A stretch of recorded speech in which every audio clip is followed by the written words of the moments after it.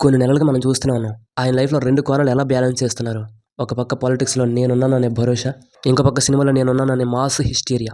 Boss ఇప్పుడు full స్వింగ్‌లో ఉన్నారు. December 4వ తేదీన ఆయన 77 డివిజనల్ డెవలప్‌మెంట్ ఆఫీసెస్‌ని లాంచ్ చేశాడు. ఇది చిన్న విషయం కాదు భయ్యా. పరిపాలనను ప్రజల ముందుకు తీసుకెళ్ళడం అంటే ఇదే. ఆఫీసులో కూర్చొని ఆర్డర్స్ పాస్ చేయడం కాదు. గ్రౌండ్ లెవెల్‌లో సిస్టమ్స్‌ని మార్చడానికి ట్రై చేస్తున్నారు. పల్లె పండుగ 2.0తో పల్లెటూరులో కొత్త కళను తీసుకొస్తున్నారు. కానీ పాలిటిక్స్ అన్నాక కాంట్రవర్సీలు అనుకుని ఉంటాయా? రీసెంట్‌గా తెలంగాణ కోనసీమ మీద ఆయన చేసిన దిష్టి కామెంట్స్ పెద్ద దుమారమే రేపాయి. కొంతమంది విమర్శిస్తున్నారు, కొంతమంది సపోర్ట్ చేస్తున్నారు. బట్ పవన్ కళ్యాణ్ గారు ఒకటే చెప్తారు. నా జాతి, నా ప్రజలు. ఆ ఇంటెన్స్‌ని ఎవరు డౌట్ పడలేరు. పార్టీని బలోపేతం చేయడానికి గ్రామ స్థాయి నుంచి కమిటీలు వేయమని రీసెంట్‌గా ఆర్డర్స్ ఇచ్చారు. ఇదైతే క్లియర్ ఇండికేషన్. 2029కి ఇప్పటి నుంచే బేస్ స్ట్రాంగ్ చేస్తున్నారు. గుర్తుపెట్టుకుంటే సెప్టెంబర్ 25, 2025 ఆ డేట్‌ని మనం ఎప్పటికీ మర్చిపోలేం. They call him OG. Release అయిన రోజు థియేటర్లు ఎలా ఊగిపోయో గుర్తుంది కదా.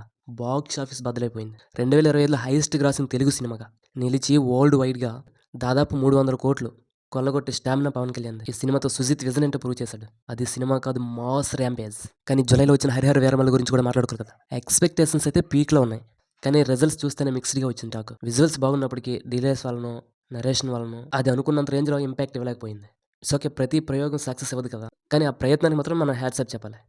ఇప్పుడు అందరి కళ్ళు డిసెంబర్ మీద ఉన్నాయి. ఎందుకంటే ఉస్తాద్ భగత్ సింగ్ కోసం. యాక్చువల్‌గా సినిమా డిసెంబర్‌లో వస్తుంది అనుకున్నాం. కానీ లేటెస్ట్ న్యూస్ ఏంటంటే మూవీ సమ్మర్ 2026కి అంటే ఏప్రిల్‌లో రిలీజ్ కానుంది. కానీ గుడ్ న్యూస్ ఏంటంటే ఈ డిసెంబర్‌లోనే ఫస్ట్ సింగిల్ వచ్చే అవకాశం ఉంది. దేవిశ్రీ ప్రసాద్ మ్యూజిక్ ఒక పక్క, హరీష్ శంకర్ డైలాగ్స్ ఒక పక్క. ఆ కిక్ అయితే వేరే లెవెల్‌లో ఉండబోతుంది. ఒక మనిషి 2 పడాల మీద ప్రయాణించడం ఎంత కష్టం మనందరికీ తెలుసు.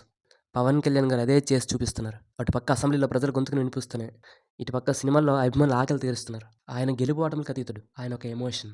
రాబోయే రోజుల్లో ఆయన నుంచి ఇంకా మెచ్యూర్డ్ పాలిటిక్స్, ఇంకా క్రేజీ మూవీస్ మనమైతే చూడబోతున్నాం. ఓజీతో రికార్డులు తిరగరాశారు. నెక్స్ట్ ఉస్తాద్ భగత్ సింగ్తో జాతరకు రెడీగా ఉండండి.